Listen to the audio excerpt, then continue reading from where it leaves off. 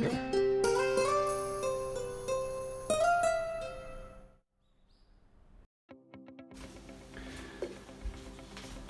hi there. So if you think about sort of the definition or the fundamentals of skating, we have a boot with a blade on the bottom, and this allows us to have grip so that we don't slip this way, and it allows us to have flow so we can glide along in this direction. So in the direction of motion, we want to have as little friction as possible, and in this direction we want to have lots of friction so we don't slip, maybe. Okay, there are some things that we do where we skid, and so if we have too much friction this way, it will make skids more difficult, skid stops and some axle takeoffs.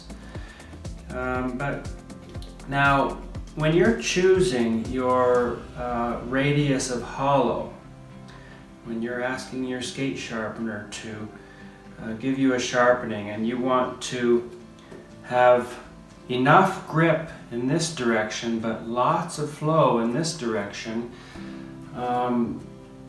you want to balance those two objectives in such a way.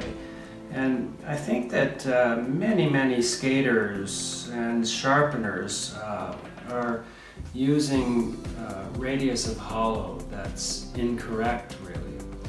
We want to strive as we get better and better in this sport to get a shallower and shallower radius of hollow. I personally use at the present time 7/8 of an inch, which is quite a bit shallower than average. And okay, yes, I've had a lot of experience, so I'm quite stable. I don't wobble around a lot.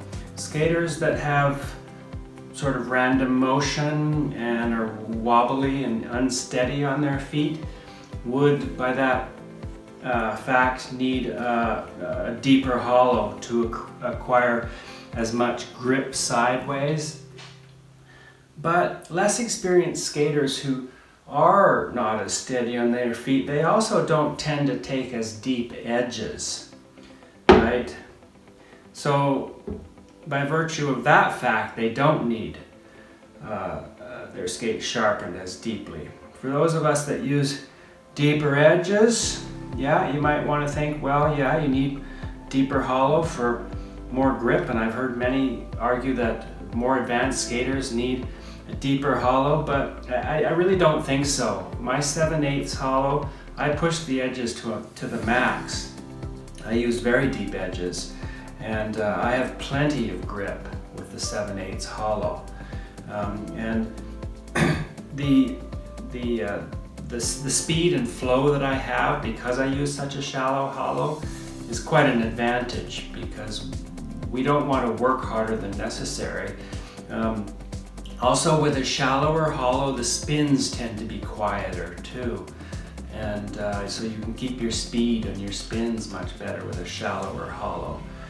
I've heard some people say that the weight of the skater is a factor in choosing the radius of hollow, and I'm not so sure about that either, because yeah, a lighter skater doesn't dig into the ice as much, and so you might think that they need a deeper radius of hollow, but a lighter skater also doesn't have as much centrifugal force pushing them out on the curves and edges that we do.